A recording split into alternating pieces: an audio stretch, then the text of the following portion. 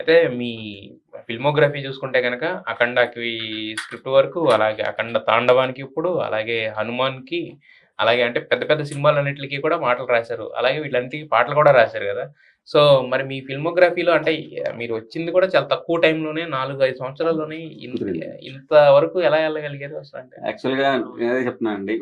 అంటే మనం సరైన టైం ఒక మన త్రివిక్రమ్ గారు ఒక మాట చెప్తారు. హ్మ్. ఎప్పుడైనా సరే ఎంత ప్రతిభ ఉన్నా సరే హ్మ్. సరైన ప్లేస్‌కి రావడం చాలా ఇంపార్టెంట్. సరైన టైంకి రావడం చాలా హ్మ్. ఇంపార్టెంట్. హ్మ్. ఇచ్చే మనసుండొచ్చు. కానీ ఇచ్చే సమయం గూడా ఉండాలి. ఆ హ్మ్. సమయంలో నేను కరెక్ట్‌గా సినిమా ఇండస్ట్రీకొచ్చాననేది నా ఫీలింగ్. అంటే నేను హ్మ్. ఇక్కడ ఎవరైతే రైటర్స్ ఉన్నారో, ఎవరైతే వాళ్ళ తాలూకు సంస్కారానికి నా తాలూకు ఈ స్థానం, ఈ స్థాయి ఏదైతే నాకొచ్చిన స్థానం, స్థాయికి మూల కారణం ఏంటని చెప్తే ఇక్కడున్న మనుషుల సంస్కారం అని చెప్తాను. హ్మ్. హ్మ్. ఎందుకంటే నేను సినిమా ఇండస్ట్రీకొచ్చినప్పుడు నన్ను హక్కున చేర్చుకున్న 'భూలే షావులి' గారు గావచ్చు, ఆ తర్వాత నన్ను త్రివిక్రమ్ గారికి పరిచయం చేసిన కృష్ణ చైతన్య గారు గావచ్చు, తర్వాత నన్ను ఒక తమ్ముడిలాగా నన్ను వెంట నడుపుతున్నటువంటి బోయపాటి గారు గావచ్చు, హ్మ్. వీళ్ళందరి తాలూకు సంస్కారం సాహిత్యానికి వాళ్ళిచ్చే విలువ. హ్మ్.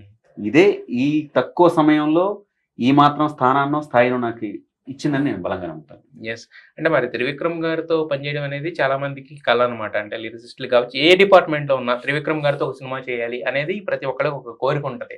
మరి మీకు 'అలవైకుంఠపురంలో' ఏకంగా టైటిల్ సాంగ్‌తోనే నెరవేరింది. సో, ఎలా వచ్చింది అంత అంత ఎర్లీ స్టేజ్ ఆఫ్ ద కెరీర్‌లో ఆపర్చునిటీ? అదేనండి. యాక్చువల్‌గా ఎప్పుడు గూడా మన ఇంటెన్షన్‌ని బలంగా ఉంటే నేచర్ మనకు సపోర్ట్ చేస్తుంటానికి చాలా హ్మ్.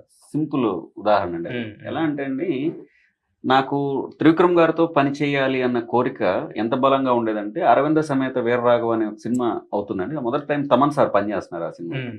మొదటి టైమ్ త్రివిక్రమ్ గారి కాంబినేషన్‌లో. అవును. 'ఎన్టీఆర్' గారితోటి. సో, నాకేంటంటే త్రివిక్రమ్ గారితో పని చేయాలన్న కోరిక. సో, అలా 'అరవింద సమేత వీరరాఘవ' అనేది ఒక సీమ బ్యాక్ డ్రాప్‌లో జరుగుతున్నటువంటి ఒక ఇదని తెలిసి, హ్మ్. నాకు సినిమా ఏంటో తెలీదు, కథేంటో తెలీదు, సిట్యుయేషన్ ఏంటో తెలీదు. హ్మ్. కానీ ఇది సీమ బ్యాక్ డ్రాప్‌లో ఉంది. ఖచ్చితంగా ఒక మంచి మాటే గదా చెప్తారు ఎవరు చెప్పినా హ్మ్. గాని. హ్మ్. హ్మ్. సో, సీమ బ్యాక్ డ్రాప్‌లో ఉన్నటువంటి చోట ఒక పాట రాయాలన్నటువంటి ఒక సంకల్పం. హ్మ్. నేను నాకు నేనుగా కొంత సిట్యుయేషన్ సృష్టించుకొని ఒక సాహిత్యం రాసున్నా. హ్మ్. ఆ సాహిత్యాన్ని నేను తమన్ గారికి పంపించటం. హ్మ్. సో, తమన్ గారికి పంపించిన తర్వాత అక్కడ డెఫినిట్‌గా ఒకరోజు నేను త్రివిక్రమ్ గారితో పని చేస్తానన్నటువంటి నమ్మకం హ్మ్. కలిగింది. హ్మ్. కారణాంతరాల వల్ల ఆ పాట ఇదవ్వలేదు. హ్మ్. ఆ తర్వాత నేను ఎక్కడో రాసినటువంటి ఒక పొలిటికల్ పాట కృష్ణ చైతన్య గారు విన్నారు. ఓహ్! 2019లో నేను కరెక్ట్‌గా అప్పుడే హ్మ్. ఇండస్ట్రీకొచ్చాను. హ్మ్. అప్పుడే ఎలక్షన్స్‌లో ఆంధ్రప్రదేశ్ ఎలక్షన్స్ అప్పట్లో జరుగుతా ఉన్నాయి. యెస్. యెస్. ఆ! ఆంధ్రప్రదేశ్ ఎలక్షన్స్‌లో ఒక పొలిటికల్ పార్టీకి నేను రాసిన పాట. హ్మ్.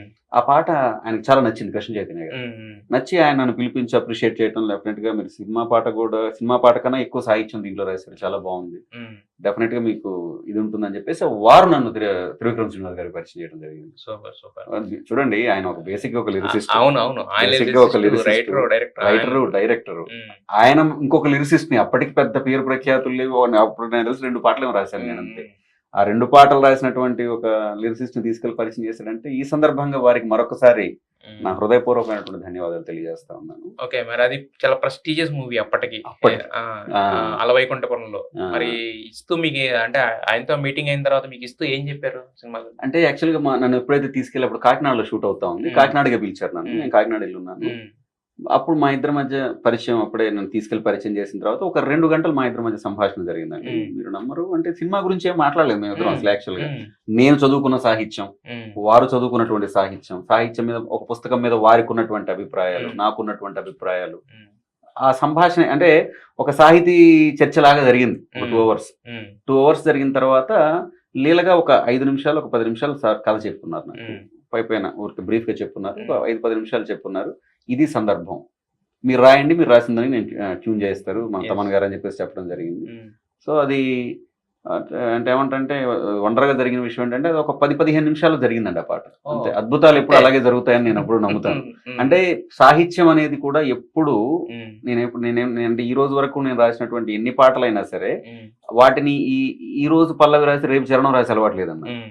ఆ రోజు కంప్లీట్ మొదలు చేసేసారు. పెడితే ముగించాలి. ఆ హ్మ్. రోజు కూడా కాదండి. హ్మ్. మొదలు పెడితే ముగించటం. ముగించడం. హ్మ్. అంటే అదొక ధారలాగా జరగాలి. హ్మ్. హ్మ్. అది ఆ సిట్యుయేషనో, ఆ ట్యూనో, ఆ సందర్భమో యాహ్! ఏదో మనం కదిలించాలి. హ్మ్. ఆ కదిలించిన దాని నుంచి సాహిత్యం పుట్టాలని నమ్ముతాను. హ్మ్. అలా జరిగిందండి. ఎందుకంటే ఆ త్రివిక్రమ్ గారితో మనకున్నటువంటి జరిగినటువంటి ఆ 2 గంటల సంభాషణలో హ్మ్. ఆయన తాలూకు లోతైనటువంటి వ్యక్తిత్వం, ఆయన హ్మ్. తాలూకు పదునైనటువంటి భావజాలం భావజాలం. హ్మ్. ఇది ఏదైతే ఉందో వీటిని ప్రతిబింబించాలి మనం. హ్మ్.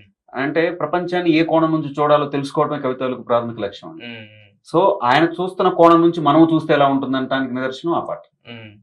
సో మొత్తం 10-15 నిమిషాల్లో కంప్లీట్. పాట కానీ కంప్లీట్. తర్వాత మరి త్రివిక్రమ్ గారి సినిమాలతో కంటిన్యూ అయిందా మీ జర్నీ?